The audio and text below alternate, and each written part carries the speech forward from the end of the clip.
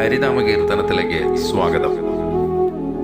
ജന്തുക്കളുള്ളിൽ വിലസിയിടുന്ന നിന്നുടയ ബന്ധം വിടാതെ പരിപൂർണാത്മനാ സതതം തന്തവും മണിപ്രകരഭേദങ്ങൾ പോലെ പരമെന്തെന്തു ജാതമിഹ നാരായണായ നമ. ഭഗവത്ഗീതയിലെ 7-ാം അധ്യായത്തിലെ 7-ാമത്തെ ശ്ലോകത്തിൽ ഭഗവാൻ ഇങ്ങനെ പറയുന്നു: മയി സർവമിതം പ്രോതം സൂത്രേ മണിഗണ ഇവ. ഒരു മാലയിലെ മുത്തുമണികളെയെല്ലാം കോർത്തിട്ടിരിക്കുന്നത് ഒരു നൂലിലാണ്. ആ നൂലാണ് ഞാൻ എന്ന്. അതായത് ഭഗവാനാൽ സൃഷ്ടിക്കപ്പെട്ട സർവചരാചരങ്ങളിലും അന്തര്യാമിയായി കുടികൊള്ളുന്നത് ഭഗവാൻ തന്നെയാണ്. ഗീതയുടെ 18-ാം അധ്യായം 61-ാം ശ്ലോകം ഇങ്ങനെയാണ്: ഈശ്വര സർവഭൂതാനാം ഹൃദയശേ അർജുന തിഷ്ഠതി. അതായത് ഭൂതമായ സൃഷ്ടിക്കപ്പെട്ട സർവത്തിൻ്റെയും ഹൃദയത്തിൽ ഈശ്വരൻ കുടികൊള്ളുന്നു. ഈ കാണുന്നതെല്ലാം നാം ഉൾപ്പെടെ യന്ത്രങ്ങളാണ്. ഭഗവാനാണ് യന്ത്രി. ഈ യന്ത്രങ്ങളുടെ എല്ലാം ചാലകശക്തി ആ യന്ത്രിയാണ്.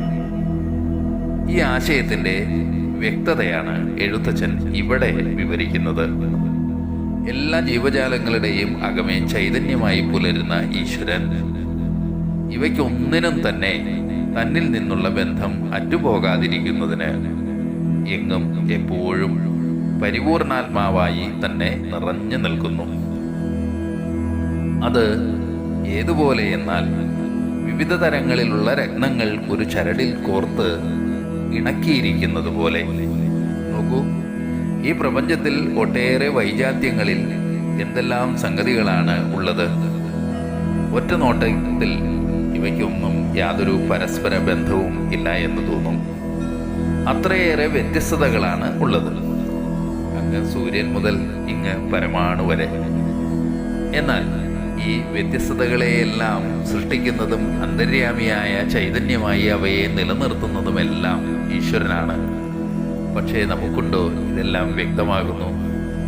ഇത്തിരി വട്ടത്തിൽ, ഈ ചെറിയ വട്ടത്തിലിരുന്ന് ഉന്മാദ നൃത്തം ആടുന്ന നാം കരുതുന്നു നമ്മുടെ ചിന്തകളാണ്, കാഴ്ചകളാണ് ശരിയെന്ന്. കുമാരനാശാൻ ഒരു കുട്ടിക്കവിതയിൽ പറയുന്നുണ്ട്: നാം ഇങ്ങറിയുവതൽപ്പം എല്ലാം ഓമനെ ദേവസങ്കല്പം. നാം ഒന്നിൻ്റെയും അവസാന വാക്കല്ല, അവസാന കാഴ്ചയുമല്ല.